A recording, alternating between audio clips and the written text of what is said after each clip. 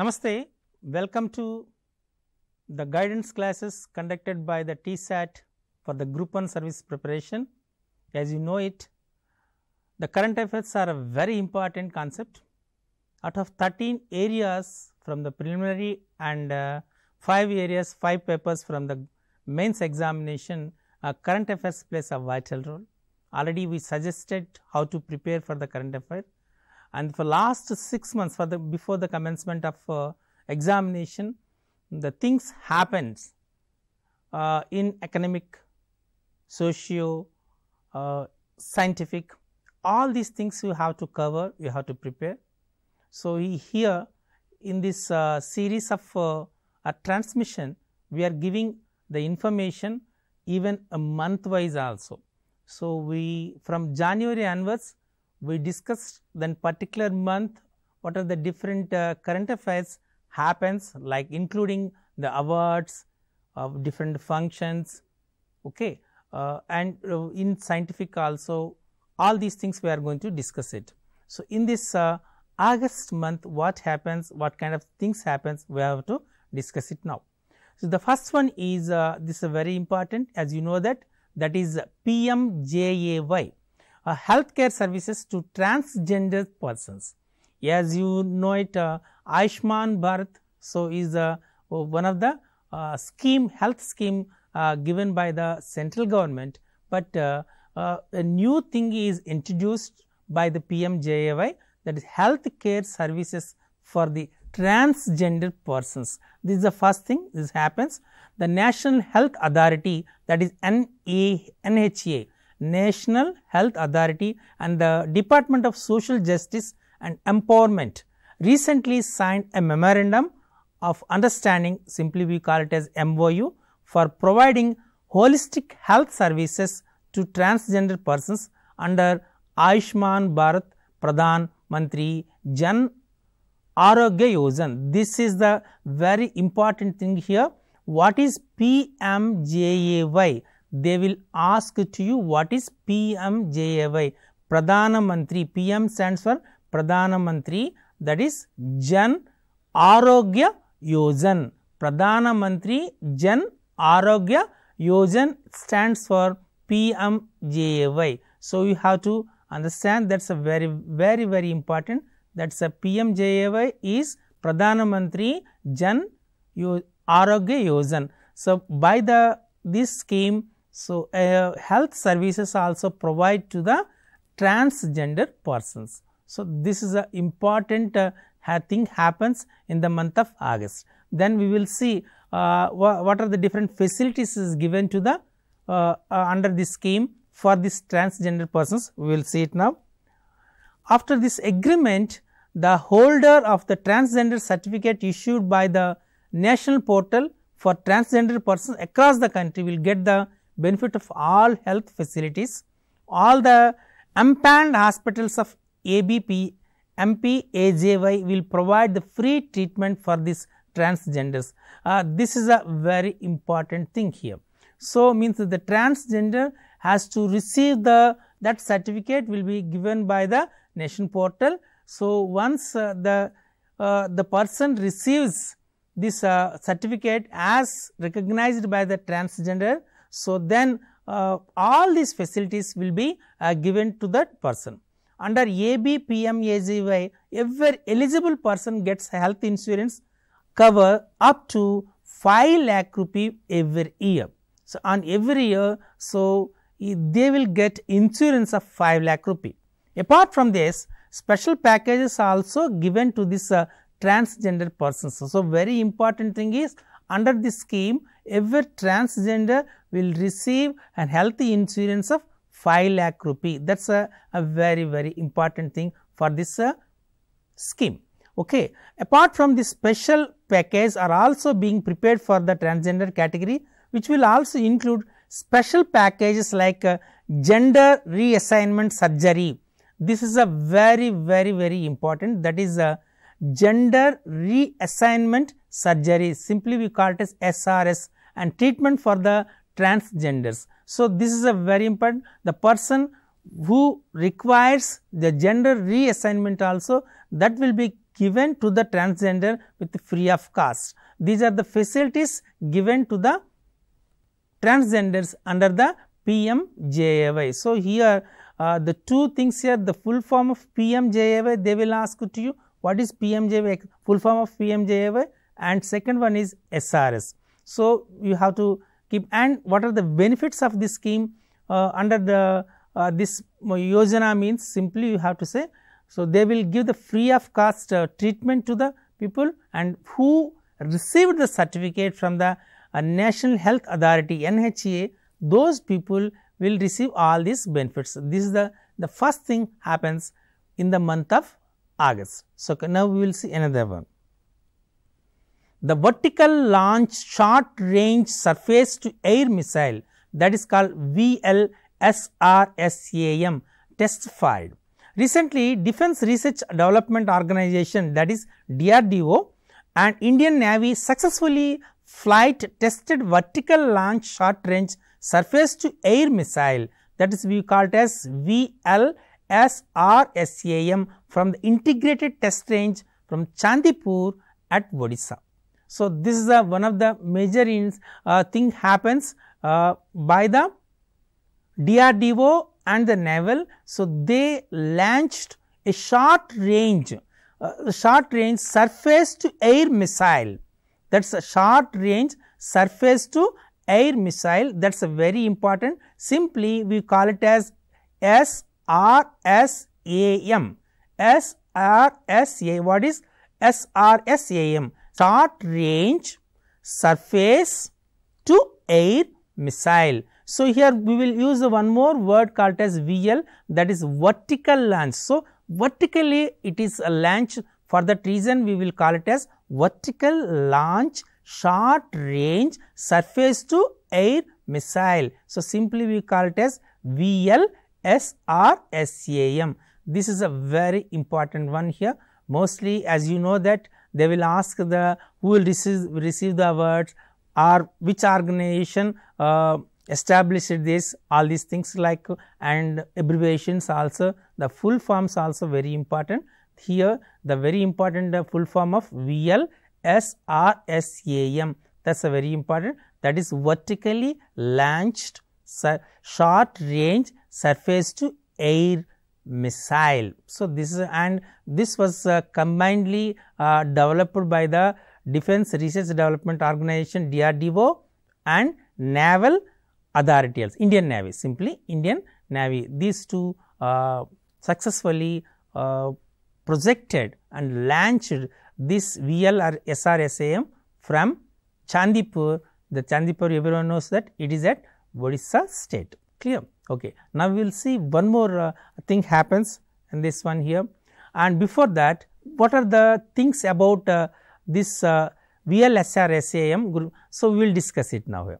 The fight test was conducted against high speed unmanned aerial target to demonstrate vertical launch capability from an Indian Navy ship. So, it will projected from Indian Navy ship and there is no man. So, for that reason this is an unmanned aerial target to demonstrate vertical launch, and during the test launch the flight path and vehicle performance parameters were monitored by the senior scientists from the various DRDO laboratories using flight data captured by various range instruments such as electro-optical tracking system. Here also one more thing here, EOTS, that is electro-optical tracking system, and radar telemetry system developed by ITR Chandipur.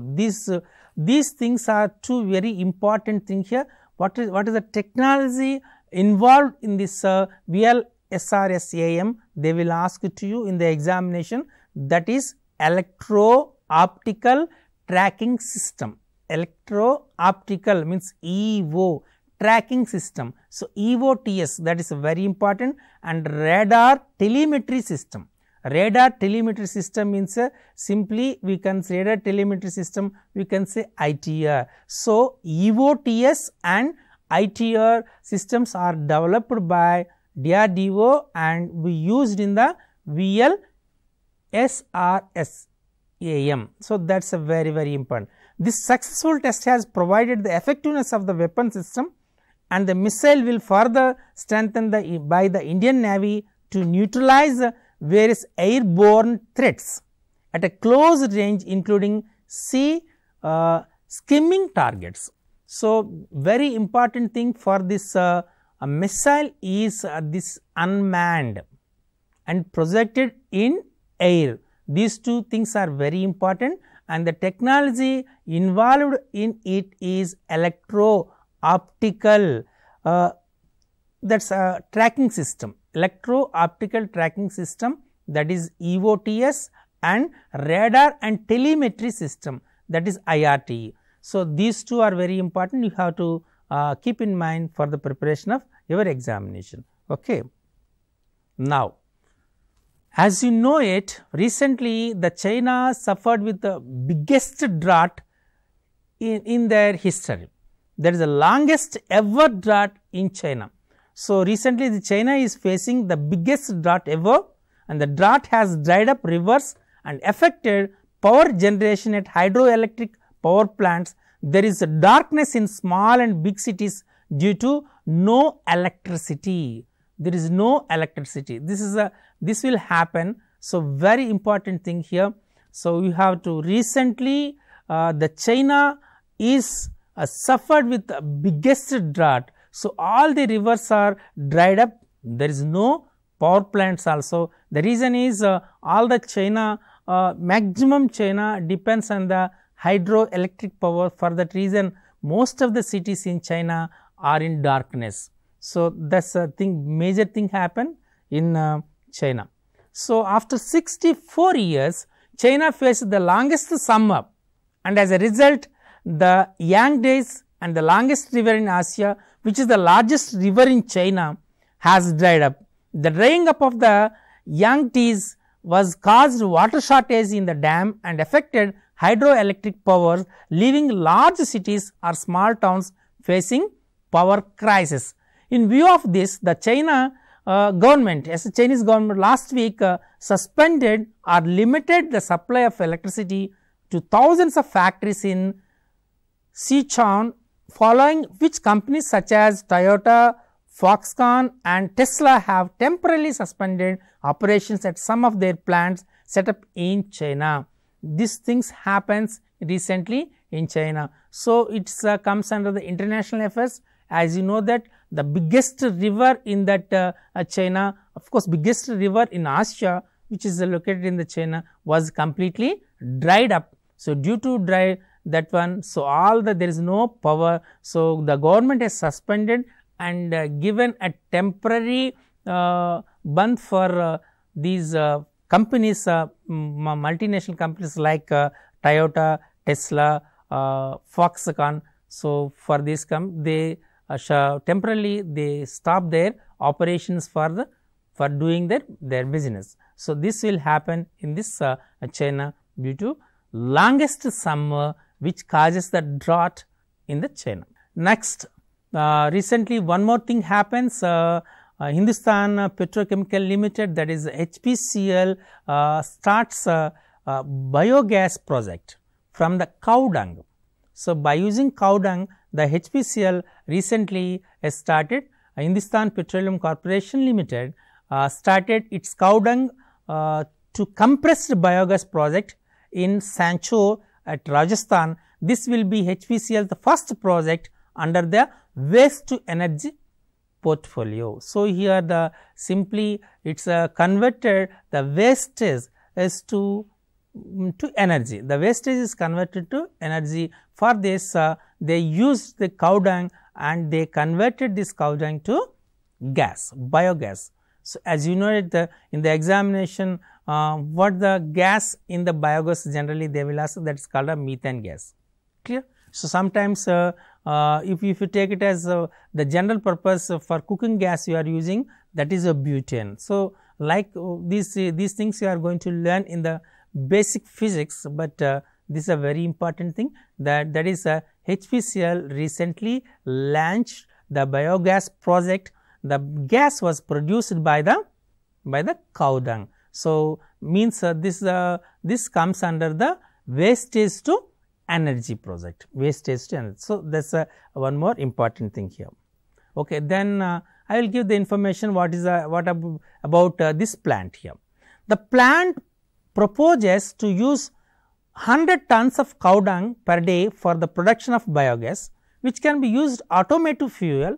The project is being developed under the 𝗂𝗪𝗃 means less simply we call 𝗂𝗪𝗃 also, you can pronounce it 𝗂𝗪𝗃 scheme, and is expected by the commission in a year. This is a very important thing here.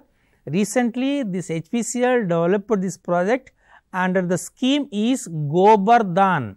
So, generally they will ask 𝗂𝗪𝗃. As you know that what is 𝗂𝗪𝗃, that is a very important. Gobar means here galvanizing organic bio agro resources. That is a very important. What is gobar means here galvanizing organic bio agro resources. So, this is a definition. This definition is means full form of gobar is very important. So, once again I am repeating what is gobar: galvanizing organic, B stands for bio, A stands for agro, R stands for, as you know, that is a resources. This scheme has been implemented as a part of the Swachh Bharat mission, that is a Gramin. It seeks to keep villages very clean and increases rural income by generating energy from cattle and other biodegradable wastages. So, especially this scheme was given to the economically strengthen the villages, and under the Swachh Bharat mission. Swachh Bharat mission is, everyone knows it, Swachh Bharat mission rural. So, they collected this cow dung and they converted this cow dung into biogas, and it will be given the financial support because bio wastage is generated the energy. In this one generally they collected from this 𝗂𝗪𝗃 project, every day they collected nearly 100 tons of cow dung and they produces the biogas. These are the things happens here. The very important thing is the main aim of this 𝗂𝗪𝗃 scheme is here to maintain the cleanliness and to convert the wastage into energy. These two are very important. And one more thing here, economically give the strengthen to the villages. Financially they want to give a sustainability to the financial sustainability for the villages. These are the thing here. The one more once again I am saying that what is gobar? Galvanizing, very important, organic, bio, agro resources. Simply this is gobar is a very important thing here. Okay. Now, the next thing is recently we will get excellent image by the James Webb telescope. So, just now we are seeing on the screen that is that image Jupiter images in James Webb Space Telescope. Recently on 27th July 2022 we received this what you call the pictures. The James Webb Space Telescope simply we call it as JWST was captured such a spectacular picture of the planet Jupiter for the first time. Actually this picture was taken by James Webb on 27th July 2022, but it was published recently on 23rd August for that one. So, this is very important. So, if they ask to in the examination the picture was shown, what is this picture means here, it is a picture of about Jupiter images, and this images was taken by the James Webb Space Telecom. Sometimes they may ask to JWST. What is JWST? Also sometimes they James Webb Space Telescope. So, that is a very important. By using this we got the images of Jupiter. Then I will discuss about what are the important phenomena about these pictures, we will see it now. Images of Jupiter's stormy great red spot. Now, if you observe the ring aurora and aurora at the north and south poles were not clearly visible in any photo taken to date. So actually in the north and the south poles we have aurora and great red spot is there, but previous pictures are not clear, but in this by using James Webb telescope, so the pictures very clear. Apart from this, all the parts of the planet are visible in a single line, a wide field picture. Its dim rings and 2 satellites, the moons of Amrita and Andromeda and the bright stars also visible in the Milky Way behind them. So, the format of the picture was infrared. The infrared images were artificially tinted blue, white, green, yellow and orange. So, these are the things happens. So, this one is a very important, means here all the colors, all these auroras from the both the poles, from south pole and north pole, we will get a very clear visible manner. So, that is the importance of this the pictures taken by the James Webb telescope. Clear? Okay. Now, the next one is, so recently in Uttarakhand observatory to monitor space activity. The India's first commercial space observatory will be set up in the Garhwal division of Uttarakhand. Digantara, a startup started in the field of space, will build this laboratory. So, this laboratory, observatory laboratory was built in Uttarakhand. So, this is a very important thing here. This will a commercially space observatory set up in the division of Uttarakhand. Clear? So, the very important thing here, the observatory will monitor nearly 10 centimeter size of the microscopic particles of moving in the space around the earth.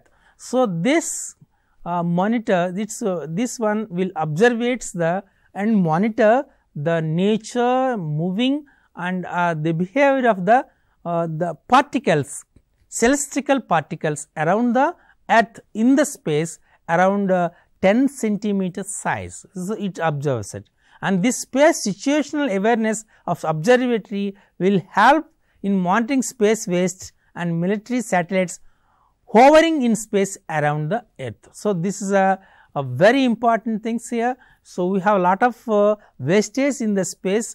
It observes, it monitors the wastage around the earth in the space, it will observe and helps our military system. And one more thing here, with this data, it will be able to reduce the risk of collisions between satellites and other spacecrafts by more accurately predicting their location, speed and trajectory. So, this is a very important here. So, when these observator observes the very important thing here, 3 things here, the speed, location and the trajectory. Trajectory means the path, how they are moving. So, and by tracing the trajectory, speed and location of these celestial parts, celestial wastage or celestial bodies. So, we can control the collisions between the satellites, because we are projecting various satellites, artificial satellites. So, when between two or three artificial satellites, these are celestial wastages are there is a possibility of collision, correct. So, for that reason, so when the collision happens, then system totally is disturbed. To avoid this collision between the satellites, so this will help to know the speed, location and the trajectory, means the path. So, that's the importance of this one. This was launched, this observatory was launched at Uttarakhand. That is a very important thing here. Okay. And the very interesting thing is, now on the screen you are observing the Google Doodle. Google Doodle, this is actually Indian physicist, that is Annamani. So, on 23rd August, the Google dedicated a doodle to Anna Mani, India's first female physics scientist.